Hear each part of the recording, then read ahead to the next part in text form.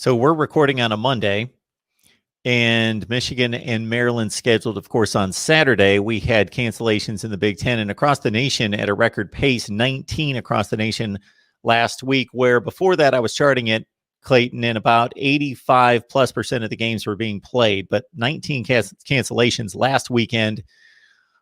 It has yet to affect the Wolverines. They've played all their games at 2-4, but you've got some news for us concerning Michigan's practice status right now.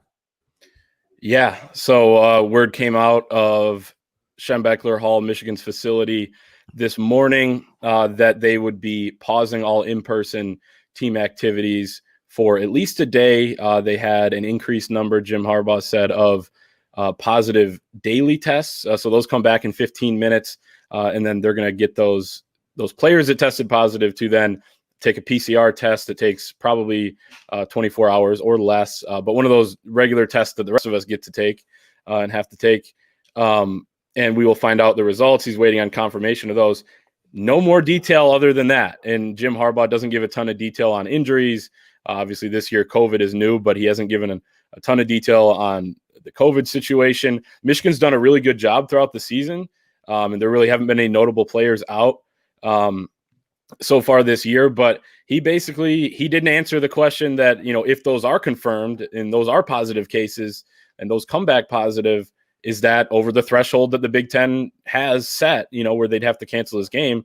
I don't blame him, because everything's competitive. And I mean, hell, he's fighting for, his job and his reputation here as the season goes on, and why give anybody a competitive edge? So I don't blame him for that. I'm just saying, basically, we don't have a whole lot of answers. And it's funny, you look around Twitter and you see what Michigan fans are saying this week, this morning and this afternoon after the news came out.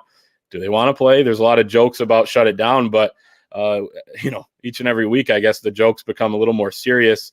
And man, I will say this: if Michigan does not play next week against Ohio State, let's say the Buckeyes play this weekend, all they need is one more game until that would cancel or, take them out of the Big Ten title considerations, and they wouldn't be eligible to go to the championship game. We would have a 1973-like controversy on our hands. Obviously, if you're not familiar with Michigan or Ohio State, I know you probably are, but the people out there, 1973 was a 10-10 tie between Michigan and Ohio State, and there was a vote by the Big Ten athletic directors on who would go to the Rose Bowl and represent the Big Ten, and Ohio State won the vote. And it's been something that, people have been upset around here at ever since. So a lot of storylines coming out and just in the last few hours because of that. And you start thinking down the road at that Ohio State game, and man, it would be something that Michigan never lives down from, the folks down to the south.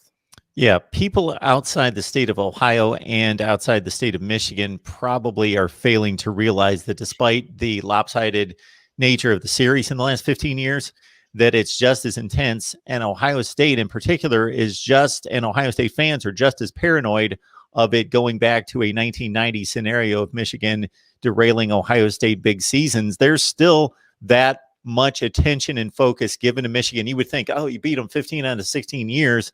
They're an afterthought. No, Ohio State is still, they still run clocks and calendars in the athletic facility showing how long it's to the next Michigan game. That is still a hyper-focused program on Michigan and beating Michigan that has not left the program regardless of the results and the success against Michigan. And of course, Michigan wants to beat Ohio State. And you bring up just that tremendous 1973. If anybody wants to see the documentary on that on the Big Ten Network, it's probably online, possibly on YouTube. So look it up. It's fascinating. Yes, there is a litany of legacy stories, storylines, narratives, interesting incidents like that and others down through the years between Ohio State and Michigan. And this could be the topper of them all if Michigan would either choose not to play, not be able to play. There'd be some kind of controversy about how much of a decision they had in the process, or if they just, again, flat out opted not to play, as every team and program does have that right within the Big Ten stipulations to, even if the criteria is met, to say we don't feel comfortable playing, to derail an Ohio State run to Indianapolis in the Big Ten championship game. Would that not add some fuel to the fire, Clayton. Well, I mean, I'll say this. So Jim Harbaugh is an ultra competitor. He's kind of known as like the competitive guy where it's win at all costs, and he says within the rules and things like that. But he's such a competitor that I don't see Michigan not playing a game unless they hit the threshold. So I still expect Michigan to play Maryland on Saturday. I think, Jim Harbaugh used the words abundance of caution today.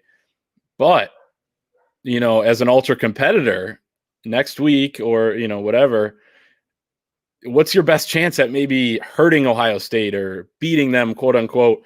With this team this year, it'd probably be to cancel the game. But again, I don't expect him to do that. But as an ultra competitor, he might have to weigh a couple options. But this team wants to play, I think, and probably will. But it's going to be fascinating to see because, I mentioned earlier, we don't have a ton of details on the numbers of the positive tests and things like that. They're tight-lipped, and we'll see what happens. I mean, I hope we have some games here just because, it's what we do. We cover this sport and, everything like that. I know a lot of Michigan fans want to get the season over with, and rightfully so, and just focus on basketball. But, hey, I mean, we'll see what happens.